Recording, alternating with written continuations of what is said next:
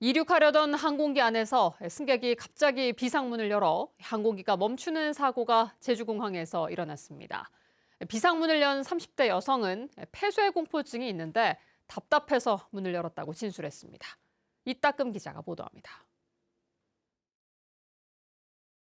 계류장 한가운데 멈춰선 항공기. 비상문이 열려 있고 비상 탈출용 슬라이더가 바람에 날립니다. 항공기 안에는 사람들이 몰려 있고 잠시 뒤 승객 한 명이 끌려나갑니다. 비행 과정에서 일어난 소란과 불편에 대해 거듭 사과드리며 이륙을 위해 활주로로 가던 에어서울 항공기의 비상문이 열린 건 오늘 오전 8시쯤. 30대 여성 승객이 갑자기 비상문을 열어 비상 탈출용 슬라이더까지 펼쳐지며 항공기가 유도로에 멈춘 겁니다. 갑자기 비행 앞쪽에서 갑자기 빛이 보이고 약간 공기가 들어오는 소리가 들려서 어떤 상황인지 보니까 문이 열렸더라고요. 항공기는 기동 불능 상태가 돼 견인차로 주 기장까지 옮겨졌고 승객 202명은 2시간 넘게 기내에서 기다렸다가 내렸습니다. 그 기계음으로 놀라서 애기들도 계속 울고 또 화장실 못 가는 분들 계속 고성을 지르시고 그런 좀 많이 좀 혼란스러웠죠. 아침 8시 김포로 가려던 승객들은 결국 환불을 받거나 오후 늦게 대체편을 타고 제주를 떠났습니다. 항공기 비상문이 열리는 사고로 해당 여객기의 출발 시간이 오후 2시로 변경되면서 다른 여객기 2편도 결항됐습니다. 비상문을 연 30대 여성은 경찰 조사에서 폐소공포증이 있는데 답답해서 문을 열었다고 진술했습니다. 좀 많이 답답하셨나요? 네, 왜 그렇게 여셨는지. 죄송합니다. 놀라게 해드려서 죄송합니다. 경찰은 이 여성을 항공보안법 위반 혐의로 입건해 사고 경위를 조사하는 한편 정신질환이 의심돼 보호자 동의를 얻어 입원 수속을 밟을 예정입니다. 한편 지난 2023년에도 제주발 대구행 아시아나항공 여객기에서 승객이 착륙 직전에 비상문을 여는 사고가 발생했고 승객은 항소심에서 징역 3년에 집행유예 5년을 선고받았습니다. MBC 뉴스 이따금입니다. 최근 제주 지역에 날마다 태풍급 강풍이 불면서 피해가 속출하고 있습니다. 강풍에 늘어져 있던 전선을 지나가던 차량이 건드리는 바람에 전봇대가 넘어져 유명 관광지의 교통이 통제되기도 했습니다. 조인호 기자입니다. 도로 한복판에 노란 통제선을 쳐놓았고 한국전력이 출동해 긴급 보수 작업을 벌이고 있습니다.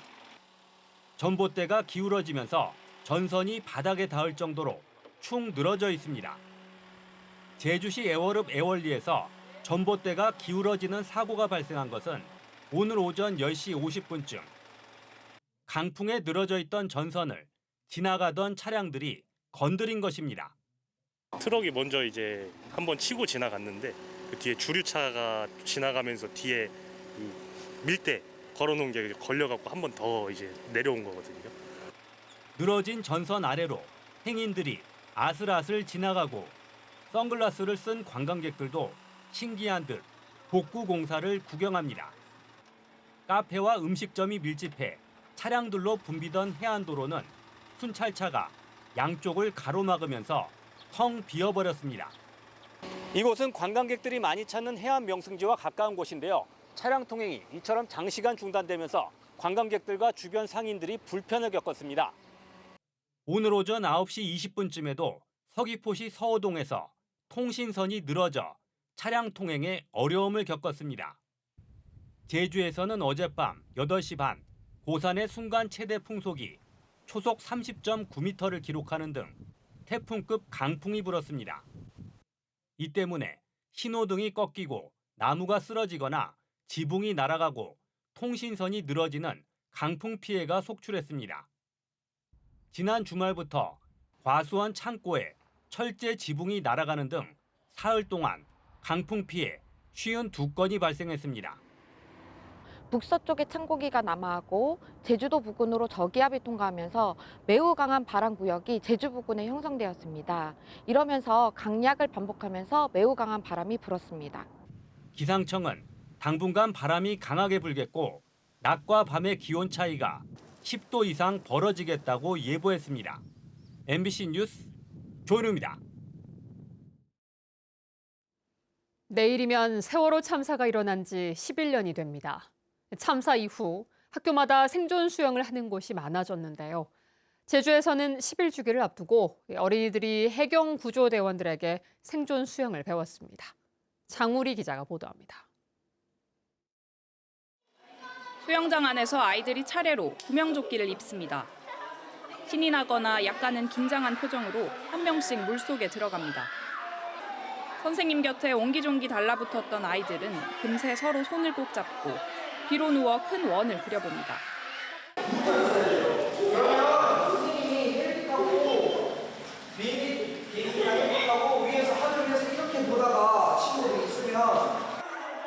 아직 물이 익숙하지 않은 아이들은 기차 모양으로 줄지어 함께 몸을 밀착하는 연습을 합니다. 이곳에서 아이들은 한 달에 2번씩 생존 수영을 연습하고 있습니다. 어릴 때부터 물에 대한 적응력을 키워 해양 사고에 대처하자는 취지입니다. 이번에 생존 수영을 배운 건 67살인 어린이집 원생 25명. 제주 해양경찰서 구조대원이 선생님 역할을 맡았습니다. 처음에는 떨리고 무서웠는데 더 노력하고 연습하니까 자신 있게 잘 되는 것 같아요. 물속에서 사고가 나더라도 오랫동안 잘 살아남을 거예요. 물에 익숙해져가는 아이들을 본 부모들도 조금은 안심하게 됐습니다. 호흡법도 제대로 못하던 아이들이 잠수를 하고 수영을 해나가는 모습들을 보면서 위기 상황에 대처할 수 있는 능력들이 잘 길러질 수 있다라고 생각을 하게 되었습니다. 어린이집은 지난해 9월부터 생존 수영을 배우고 있지만 세월호 10일주기를 앞두고 좀 더 안전을 강조한 전문적인 교육을 위해 해경의 도움을 받았습니다. 놀이를 통해서 자연스럽게 안전을 체험하고 경험하게 해경은 정기적으로 어린이와 학생들에게 물놀이 안전교육을 하고 있다며 앞으로 실내 수영장이 아닌 실제 바다에서도 생존 수영 교육을 하겠다고 밝혔습니다. MBC 뉴스 장우리입니다. 제주 4.3 사건을 알린 시인 김명식 씨에 대한 경찰의 불법 구금 등 인권 침해 사건에 대해 진실화해위원회가 진실규명을 결정했습니다.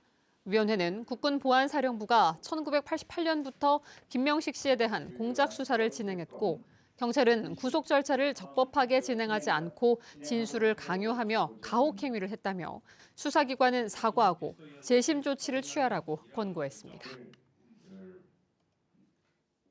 수업에 복귀한 제주대 의과대학 복학생의 신상을 유포해 괴롭히는 사건이 발생했습니다. 의사와 의대생들의 커뮤니티인 메디스태프에는 최근 제주대 의대생의 얼굴과 프로필이 나온 SNS 사진과 조롱하는 악성 댓글이 달렸고 일부는 해당 학생에게 비방하는 메시지를 보냈습니다.